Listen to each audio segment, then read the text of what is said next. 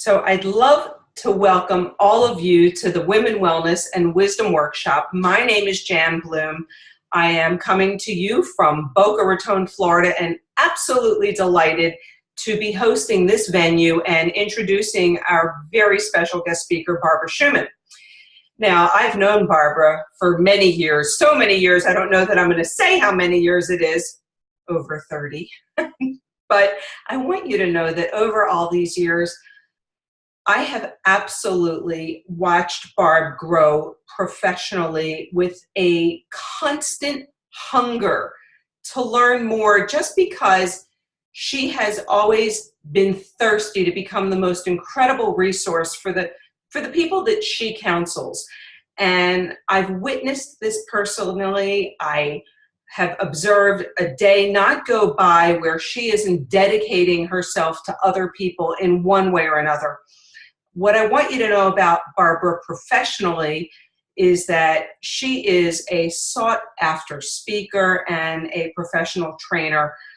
She is truly a woman that lives a life in wellness. She lives, eats, sleeps, breathes wellness, and truly lucky for all of us, she has the wisdom to share it.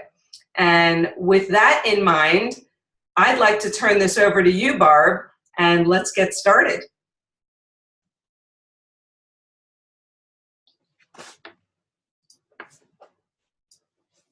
Can you hear me? We can hear you, yes. Yay, okay. I'm so happy to be here. Thank you for that introduction, Jan. I'm thrilled to be here from Delray Beach, Florida, and I am going to get started by sharing my screen, and it's going to take me 1 minute to do that. Just going to set up here.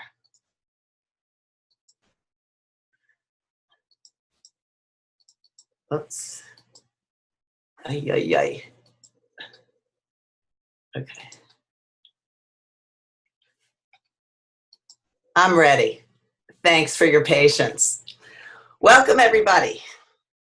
So Jan told you that I am hungry to learn and hungry to teach and hungry to share.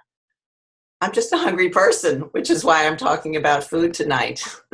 My background was originally as an elementary school teacher, and then I had the wonderful good fortune of spending 25 years working with my now ex-husband as he ran a medical practice, and I managed it, and I became really interested in the idea of preventive health. I saw so much happening in our practice where if I could only have been counseling people, they would not have the problems that they have. And as my marriage came to an end and I was embarking on my own personal journey, I tried to find what was it that I wanted to do that spoke to me. And at the age of 50, I went back to school and became a certified personal trainer. My parents thought I was crazy. What are you doing at the age of 50 becoming a personal trainer? That's a job for 18-year-old boys. Well, it was fun because I loved being in the gym, and it was a way for me to help people. As I became more proficient in that and got many different certifications, one of them through the American College of Sports Medicine, I was able to secure a most incredible job as a nutrition and exercise counselor at one of the leading anti-aging medical practices in the country, probably in the world. It was in Boca Raton, Florida, and there I got to work with very forward-thinking physicians who were on the cutting edge of how to slow down the aging process, and began to teach people over a 10-year period how to use nutrition and exercise to improve people's lives. And through that process, I learned a lot about sugar. Over these last few years, I went back to school to learn more through the Institute of Integrative Nutrition and became a certified holistic health coach. And I am just thrilled to be able to be bringing this information to you today with probably close to 15 years of experience of counseling people in this arena. I want to talk about the 12 steps to conquering sugar addiction. You know, when people heard that title, they said, is this some kind of recovery program? And they laughed about it. And because we hear about the 12 steps in so many different programs for alcohol and drug addiction, well, it's not a joke. We might say the 12-step Chocoholics program is never be more than 12 steps away from chocolate. And we laugh about it. We as women know so much about that craving for chocolate when we're getting our period or when we're stressed. And it is something that just takes over our brains, and we joke about it, but it really is a very serious problem. And I'm going to share with you my personal moment of truth and how I realized that this is really such a serious problem. One of our participants tonight, our guest listening in, is a good friend of mine named Francesca. Francesca and I worked together at this age management medical practice for many years. And Francesca, you might recognize this cake. This was the cake that we used to buy for every birthday.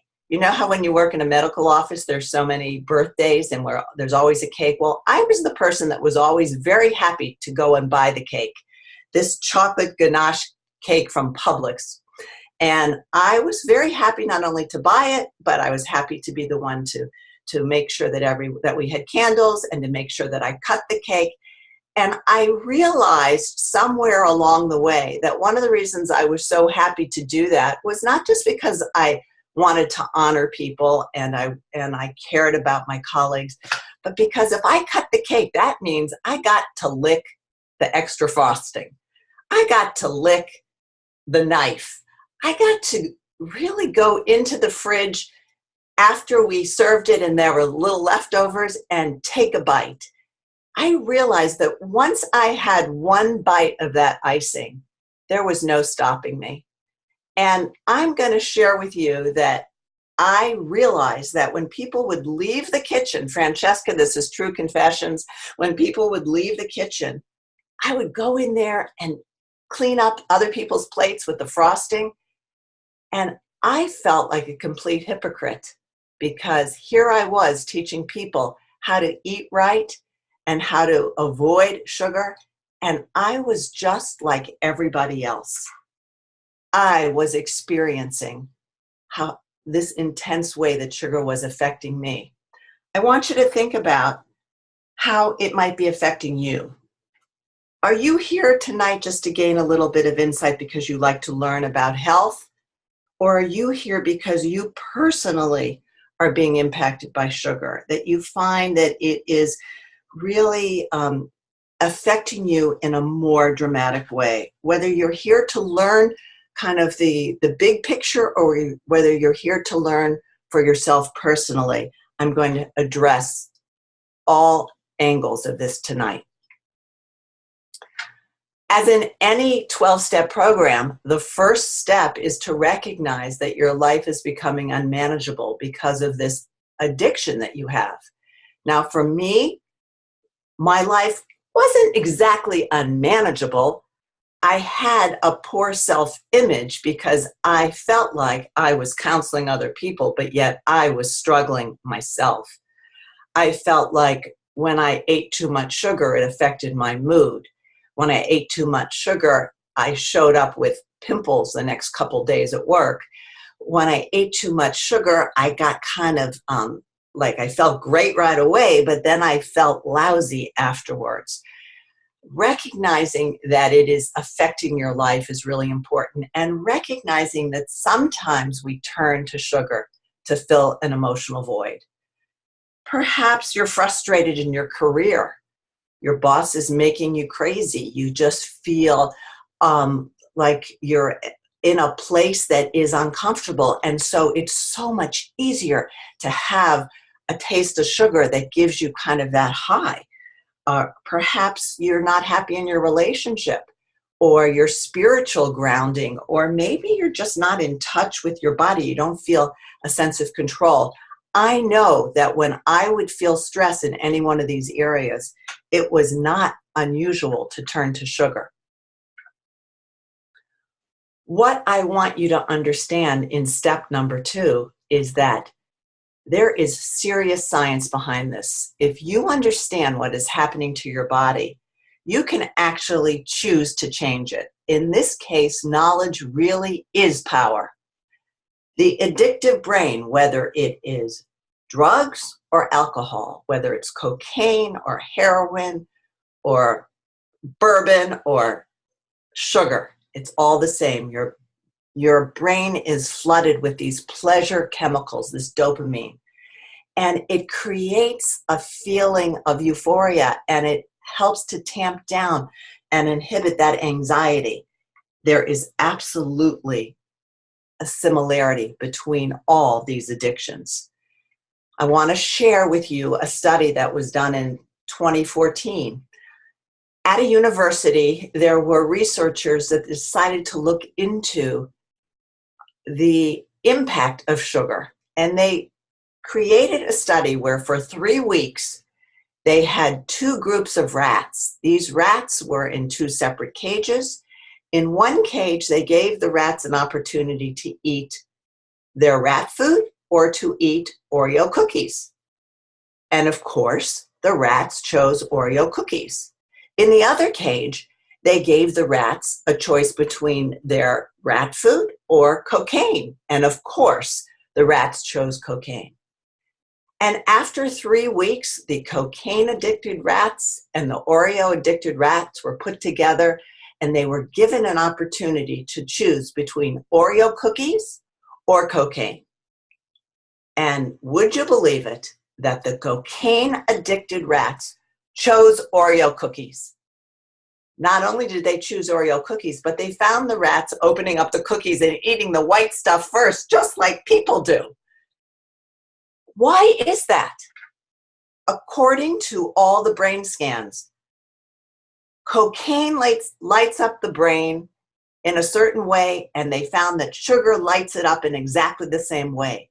The rush of dopamine, the pleasure centers of this brain, of our brain, is actually identically impacted by sugar as it is to cocaine.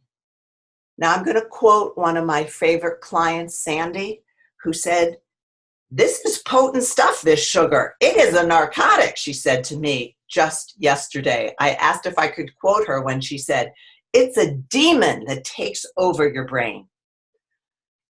I believe it's true, and I'm sure those of you out there who struggle with this feel exactly the same way. But our brains need sugar. They need sugar to function. Brains need 2 times as much energy as all the other cells in our body, and typically 10% of our daily energy is shuttled into our brain. We need it. But what else is going on in the body? When you eat something sweet or something high in glucose, in sugar, what happens is as you chew that food, it becomes glucose in your bloodstream, and it causes a huge surge of sugar that causes you to feel so great. And then very quickly, that blood sugar drops and you have a feeling of exhaustion and intense cravings. You need to have more. That was the feeling I would have when I would have a spoonful of that icing. I'd be okay, I'd feel good, but then I need to go back 10 minutes later. I can understand it when I look at this sugar addiction cycle that I want to walk you through so you can understand it. When you eat sugar, you like it, you love it, you crave it. The addictive properties kick in.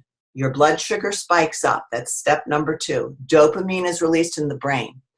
What happens then is insulin is released from your pancreas, and it is surging through your bloodstream to open up the door to all your cells, to let the glucose into your cells. That's the role of insulin, to let the glucose into your cells.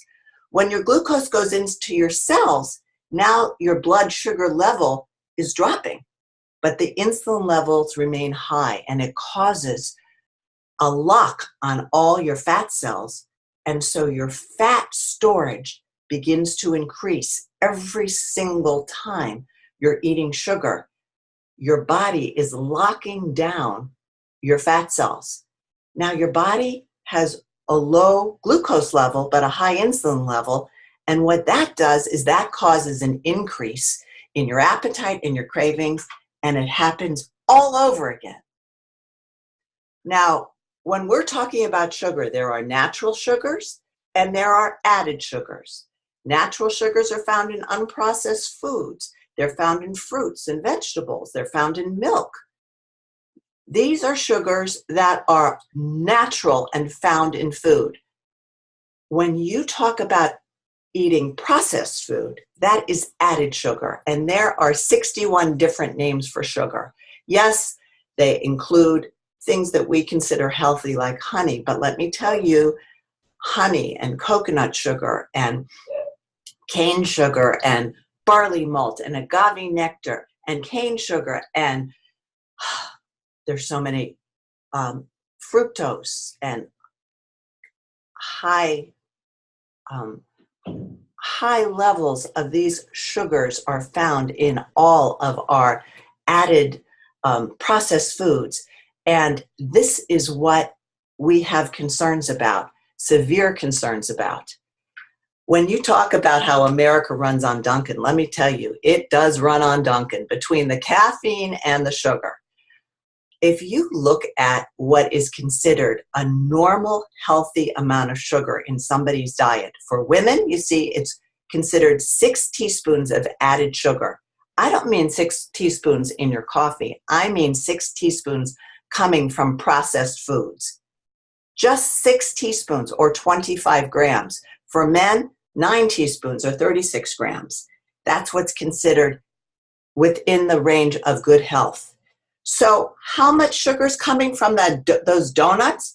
Well, when I read on the Dunkin' Donuts website, one donut could have 13 to 27 grams of sugar. So one donut, you're already over your limit for the day of added sugar. If you're having a medium cappuccino at Dunkin' Donuts with sugar, that would be 36 grams of sugar. Or let's say you're having hot chocolate, that's 45 grams of sugar. Look what you're doing to your body in that short amount of time. Now, just like a candy apple, sugar is coating every single cell in your body. Imagine, remember I said that the insulin is shuttling the sugar into the cell? Imagine that each cell in your body is like an apple and you're trying to get the sugar inside the apple. But when there's so much sugar because you've had one can of Coke, which is 39 grams of sugar, or you've had one glass of orange juice, which is 24 grams of sugar, it's so much that it can't get into your cells, so it starts to coat your cells. And this is the beginning of the destruction of your organs. This is the beginning of disease. We see disease affecting us because of the high sugar intake that we all are partaking in as living in part of this modern American society. Yes, people associate sugar with obesity, but there's also so many other associations. People have said that diabetes, which we know is caused, type 2 diabetes is caused from excess sugar, that it is a sister disease with Alzheimer's. It is, imagine that the cells in your brain are being coated with sugar. No wonder you can't think clearly. Before you get to Alzheimer's, just the fog in your brain, because your brain cells are covered with sugar, that is going to affect you. There was a study done in 2015 at the University of Texas at MD Anderson Cancer Clinic that found that conclusively that there is an increased risk for breast tumors and metastasis with the high intake of sugar. 67 grams of sugar has been correlated to depression I posted this on our Wisdom and Wellness website today, the study that I just read today about just 67 grams of sugar is a contributing factor to depression, a study that just came out 2 months ago. In 2017, also, there was a huge study that was done that connected excess sugar with inflammation in the body and how it is causing fatty liver disease. It is causing accelerated aging issues, and the damage that is being done to the enzymes throughout your body can be reversed, but it's only reversed if you stop the intake of sugar. Now, I want to talk about, amongst us women, the majority of people listening today are women, and women know about the impact that sugar might cause on their bodies, in that they might experience recurring vaginal yeast infections. They don't know why, but they're getting these yeast infections over and over again. Sugar feeds the growth of yeast and fungus. It also creates an imbalance in your entire digestive tract.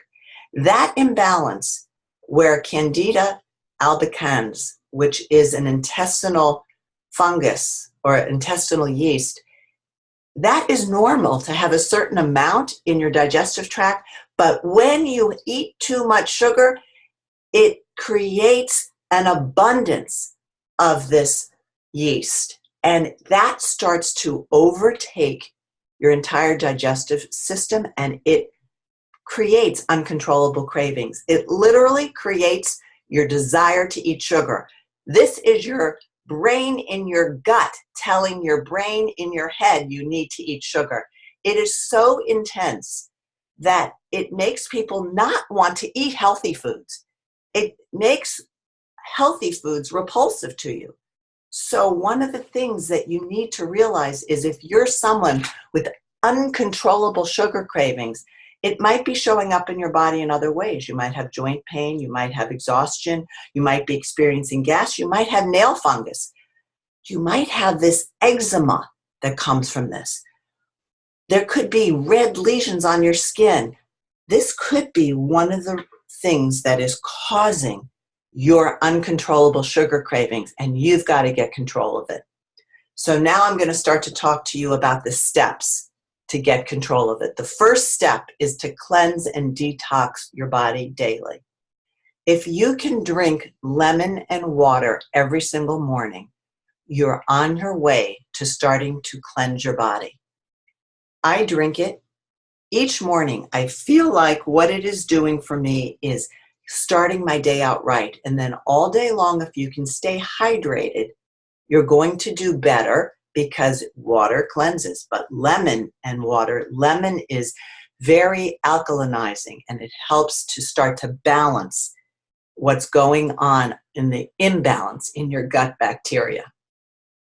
Now, you will see online there are lots of websites that address this candida. There are what we call candida diets, where they recommend lemon and lime and ginger and cayenne pepper and radishes and all kinds of interesting foods and antifungals. And I endorse these. I think they're all great programs. They take many, many months to help undo something that you have been doing to yourself for years. So it is, I think they're very effective. I also have seen over the last 15 years, as I've worked with clients, that there are certain natural remedies that are going to make it easier for you to overcome these problems. One of the reasons why I associated myself with a company called Unicity is because many of their natural remedies are listed in the physician's desk references. They're recommended by physicians. They're safe. They're scientifically formulated, and I feel safe recommending them to clients. I had a client that no matter what I did for her, she could not get rid of the sugar cravings. And then I introduced her to something called the Unicity Cleanse, which is a 30-day digestive cleanse, which basically gets rid of this imbalance in your digestive tract and cleanses you through the use of a 30-day program, using a fiber supplement, using a number of different herbal remedies that are all put together perfectly to, over time, usually 30, at the most 60 days, to rid your body of this yeast and this fungus. And then after you've rid your body of this, because you've gotten rid of some of the good bacteria you need to replace it with a probiotic. Now, that's step 3. You've got to cleanse your digestive tract. Step 4 is you got to do a kitchen cleanup. You have to become a sugar detective. You know, you think you're doing right by your family. You're making them a beautiful meal. You buy some kind of wonderful pasta sauce that looks all natural, but it happens to have 12 grams of sugar, which is equal to a chocolate chip cookie.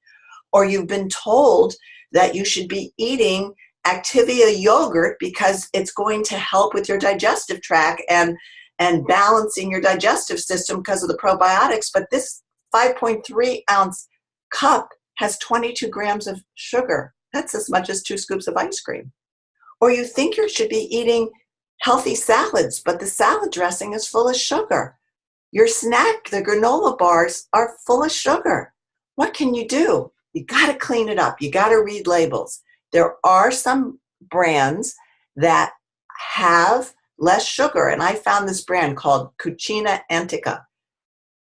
1 gram of sugar in their tomato basil sauce.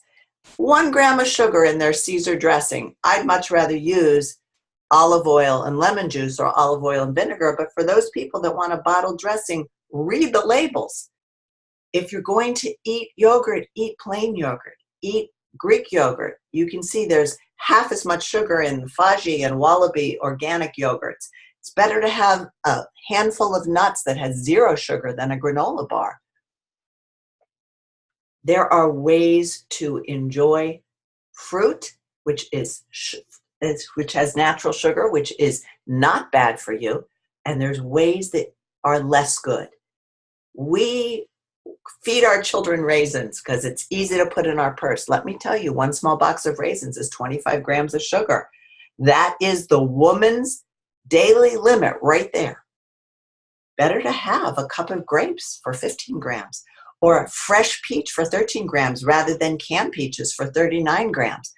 Making these little decisions every day become big decisions, because step number 5 is really important. You need to control these blood sugar spikes, because when your blood sugar goes up, it also crashes down. And that low blood sugar feeling is what leads us to want to eat more sugar. So how do you control your blood sugars? Part of step 5, the first step is eating protein at every single meal. I don't care if it's plant-based protein like beans, legumes. What eggs are a perfect protein. Fish, chicken, lean beef, preferably grass-fed beef. How much protein do you need? Everybody look at the palm of your hand. Look at the thickness of it. Look at the circumference of it. That's how much protein you need at every single meal. That's going to satisfy your appetite, but also control that spike in blood sugar. Now, I give hats off to a woman who I follow online. Her name is Vani. I forget her last name, but she is what we call Vani Hari. She is what is called the food babe, and she talks about sugar bombs. These are sugar bomb breakfasts. You do not want to eat one of these for breakfast. You want to start your day with a high protein breakfast, whether it's a smoothie that has protein powder in it. I love a green smoothie. Eggs. Granola is not a good breakfast because granola is full of sugar.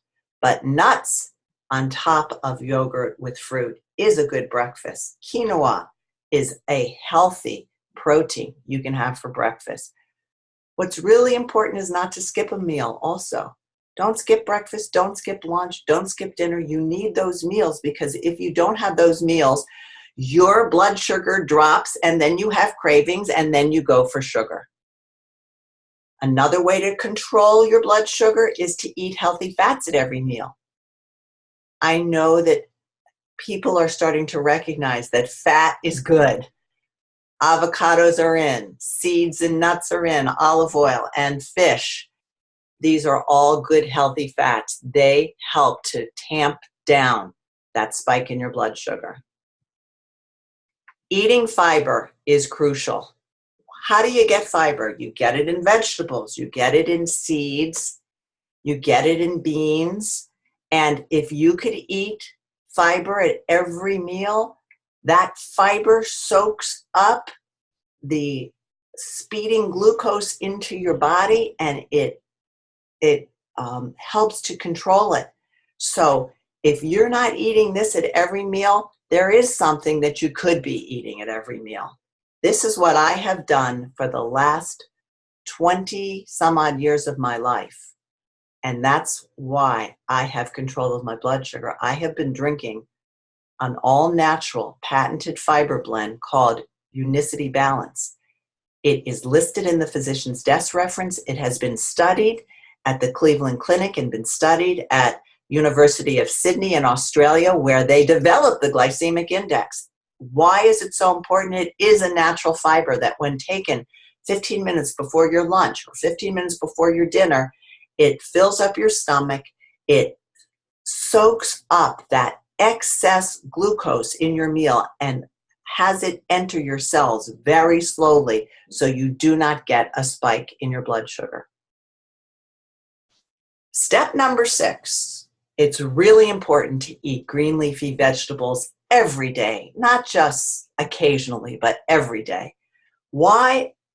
Well, there's so many great nutrients, but magnesium, which is found in dark green leafy vegetables, controls your blood pressure, helps with sleep, but it also helps to control cravings. I've read about how people who have serious chocolate cravings, when they've started adding every single day dark green leafy vegetables into their diet, the sugar cravings and the chocolate cravings start to dissipate. Now, how do you really get that good feeling without sugar? Get active. You know, when you're sweating and you're working out, you feel great. You feel so good. You've got that glow. What is that glow? That's that serotonin level, that happy hormone. If you can be active 30 minutes a day, get your heart rate up, start sweating, you're going to feel so much better. You're going to forget about sugar. Now, one really important step is to start to focus on getting more sleep and getting better sleep. Do you remember when you used to pull all-nighters and how you'd be in the refrigerator all night long looking for sweets? Lack of sleep really leads to serious sugar cravings. And quality sleep is important. Don't fall asleep in front of the TV. Don't fall asleep with the computer in bed with you. That's not quality sleep. Look at this lady on the lower left. She's having a good, healthy sleep. Naked, clean sheets, no interruption of cell phone or television, and she's going to feel better in the morning. Step number 9, wake up your taste buds. You know what happens when you've been eating so much sugar? Your taste buds become immune to taste. They just want sugar. It's important to experiment with fresh herbs and spices. Enjoy the flavors. Make a commitment to yourself to buy some fresh herbs and to put them in pots on your kitchen windowsill or outside your back door, and go and pick some fresh basil or fresh rosemary or fresh parsley or cilantro. Chop it up and put it in your salad. When you taste those vibrant flavors, your taste buds are going to start to feel better and not just crave sugar. They're going to become alive. Step number 10, if you really need to put sugar in your coffee, try stevia. Try the liquid stevia. Try to avoid the stevia in the little packet that we called Truvia. I used to always use it, but then I see there's maltodextrin in there, which is a form of sugar. So I started to buy the liquid, the pure stevia. I've also read a lot about monk fruit sweetener, which doesn't raise your blood sugar. It's very low on the glycemic index, and if you want to add sugar to something that you're baking or cooking with, you could use this as a natural sweetener. But I must make a comment. If you have a sweet tooth, enjoy fresh fruit as something that can satisfy you, because this is what nature intended. And these products that I show on the screen come from nature. They are not processed. Step number 11, learn to calm your cravings, limit caffeine, and learn to meditate. Now, you might be like I have been, saying, I don't have time to meditate, I can't learn to meditate. I found that when I went to yoga class, it calmed me down. I walked out of yoga class kind of high, calm, and I wanted to eat well. I wanted to eat clean food when I would leave yoga class, but I couldn't get myself to meditate on my own. So I went to this website, chopracentermeditation.com, and I downloaded their 21-day meditations. They have all different types of meditations there. I really recommend it. Sometimes they offer them for free. Sometimes you have to pay $39, but you can live stream it. And for 21 days, I put on my earbuds and I would listen to this meditation. Oprah would give me an introduction that would make me feel really connected to her, like I understood what she was talking about. And then Deepak Chopra would come in and give me a really fine spiritual grounding and a mantra. And then I would meditate for 12 minutes and it would calm me down and change my perspective. Step number 12.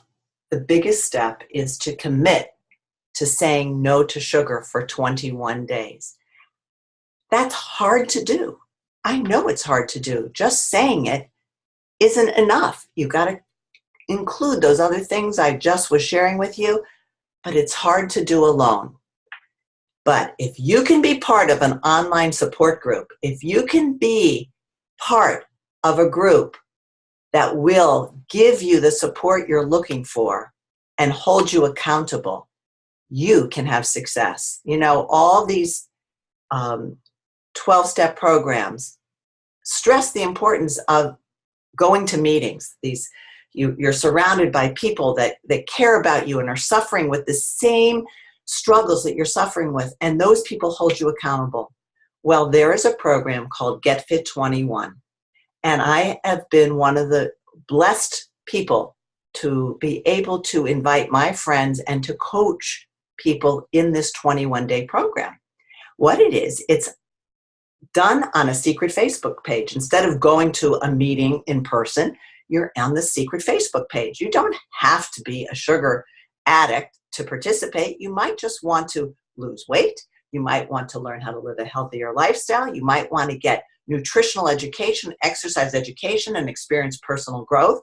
But this is a safe and fun and effective scientific 21-day program.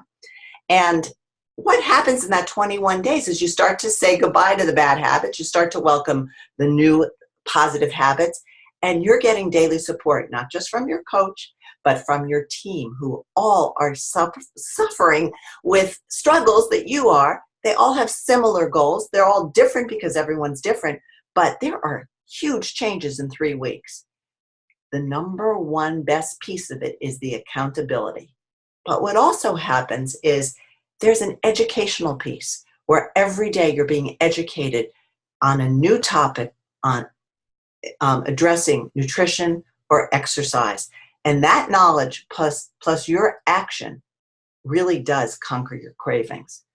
I recommend that you don't overthink it. You really just take action and do what you can to get into one of these Get Fit 21 programs. I'm actually starting one next Monday. If the person who invited you to listen to this call is hosting, is coaching a Get Fit 21 program. Talk to them about theirs. If you don't know of anybody, contact me. I'll be glad to include you. I have a few spaces left in my program this coming Monday. Now, I think what's really important is that there are going to be lots of people who want to talk about this, and I think it's important for you to add your voice and subscribe to our Facebook page so that we can all support each other in this. I think it's crucial for us to have a place to talk about this. Jan? Are you Yes, there? I am here. Can you hear me? Yes, I can. Well, Barbara, first of all, I want to thank you for this incredible workshop, just sharing your knowledge. I know validated for everybody why you are absolutely the go-to person when it comes to health and nutrition and what you need to do every day. I wondered if you wouldn't mind just answering a couple questions that came up in the chat. Sure. That would be great. Okay, let me. There was a question that was asked of you from Teresa. She wanted to know, how do you know how much to eat of good fats, and how do you know how much to eat of protein? Okay, can you hear me okay? Perfect. Okay, so protein, I was talking about the size of the palm of your hand and the thickness of the palm of your hand. That's the standard protein amount, but many people will say 20 grams of protein per meal is a good guide. But a lot depends on your size.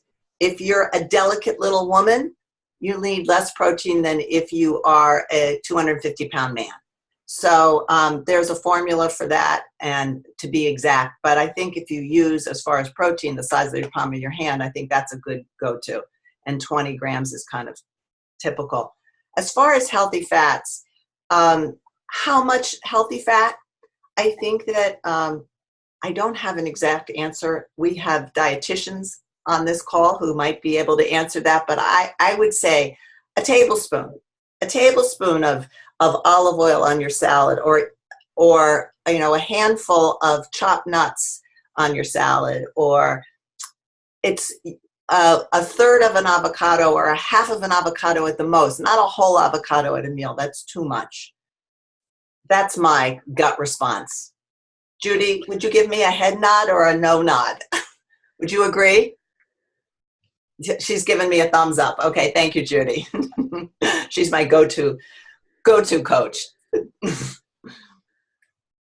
Anyway, there was an opportunity for Judy to speak up because I just unmuted you, Judy. So if you have any comments on that, we'd love to hear it.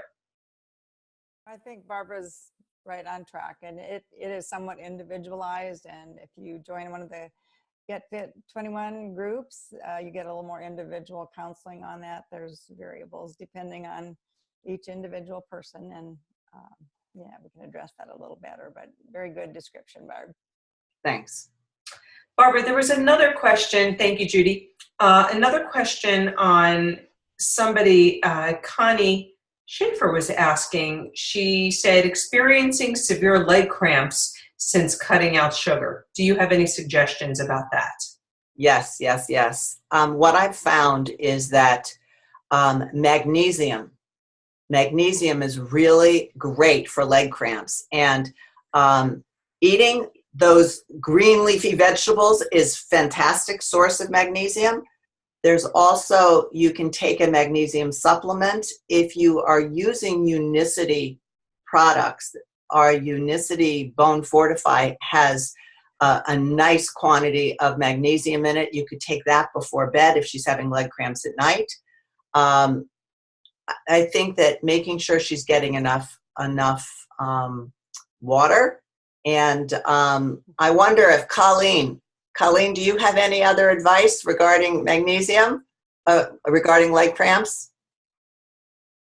Well, leg cramps can be from a lot of different things: magnesium, potassium, calcium.